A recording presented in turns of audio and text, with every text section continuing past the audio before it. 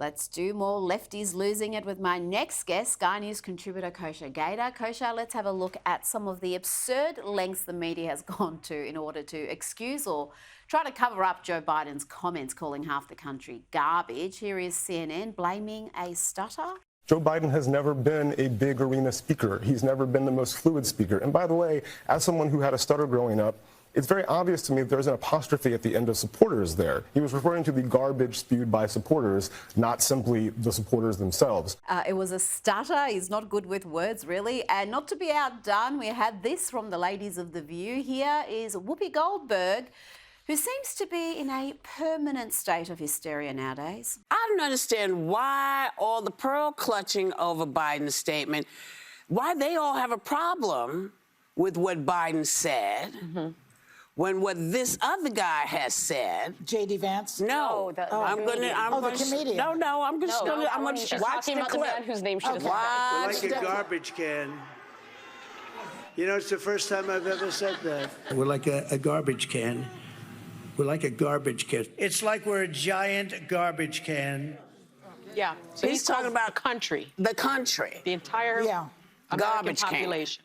He's talking about the country, the entire population. That's what they're claiming, Kosha.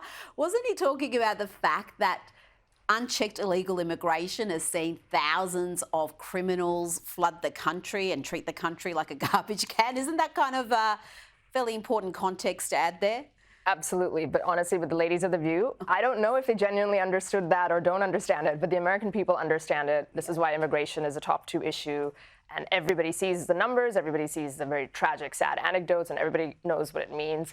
The mental gymnastics that they and the other guy on CNN are going through to try and describe this is really, it's funny, I think, because of what happened 48 hours before, where they were making a big deal out of trash, and then literally the same thing happened. Kamala's come out and disowned it now. She's, I think, realised no amount of media cover is going to limit the damage. Yep. So she's distanced herself. Is Joe Biden doing this on purpose? Is he trying to hurt the Harris campaign? This is a question. Who knows what's in his mind? You know, it could be sabotage. It could be letting the mask slip, which is what the other side is making hay of. You know, we started with the basket of deplorables, which was an inflection point in Hillary's campaign, to fascists and garbage. And maybe there is some real belief there as well. Well, this is what I just don't understand, how anybody could question that this is how Democrats and the left see Republicans, see Trump supporters, because we just heard days of them characterising people who attended the rally at Madison Square Garden as being fascist, being supporting some sort of a Nazi rally.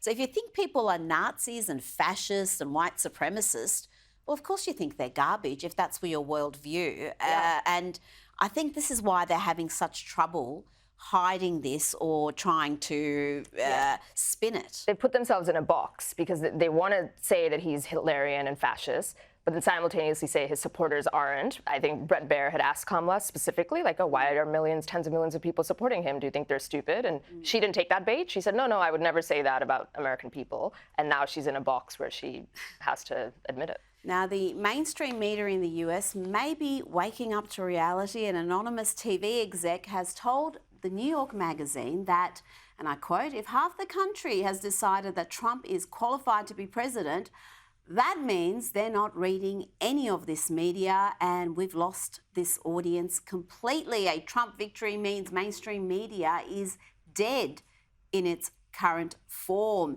Now, this was actually, Kosha, part of a piece that was lamenting the leftist media's declining influence in American politics. It was a pretty terrible piece, if you ask me, but that bit of insight was very good indeed. And it's accurate because people have lost faith in the media. And there's surveys that show that trust in the media in the US is at historic lows. Only 1 in 10 Republicans have any faith in the mainstream media. And a really tiny number, less than 3 in 10, independents. And I think that's what's really hurting the Democrats. Yes, the surveys are there. I think it's lower than Congress, their approval rating people talk about, which tells you something. He is right in that that insight, but it came so late, like 2 decades so late for him to say that, and he has to hide behind anonymity. So whoever this person is, I kind of feel bad for the guy that he can't come out and put his name on it. I think there's a little bit of a preference cascade happening in this election with people who never would have openly supported Trump, high-profile people doing so. And when we saw Jeff Bezos and the Washington Post come out and do that, and the LA Times and USA Today, it's giving permission, maybe anonymously to some of them, but it's giving them permission to come and face the music, because he's right. You can't really run a business if half the country is completely against what you're selling. At least half the country, but the realisation seems to be fairly shallow, because they just realise, yeah, we have a problem. They don't understand why. They don't understand why they're so disconnected from half the country, why they're so desperately out of touch and almost proudly out of touch with much of the country.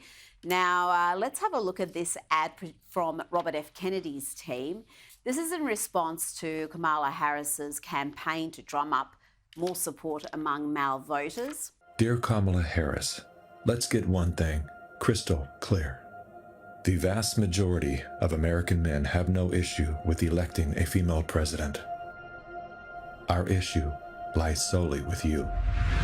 You were second in charge of California for 13 years. As California's Attorney General, Harris promoted enforcement of a law that allowed prosecutors to seek jail time for parents of truant kids. I opened the door and I see at least 7 or 8 cops that wanted to arrest me. As a matter of fact, they did. They went over there and I said, when you go over there, look really mean.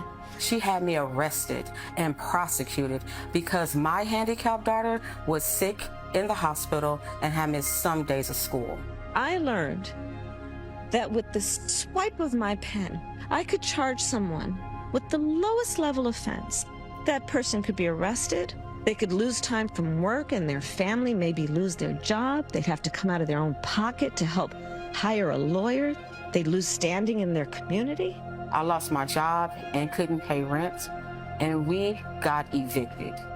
Weeks later, I could dismiss the charges, but their life would forever be changed. I became homeless. We had to move into a motel. All because of the swipe of my pen. I don't agree what Kamala Harris did to my mom, and I don't agree with what she's done to other parents as well.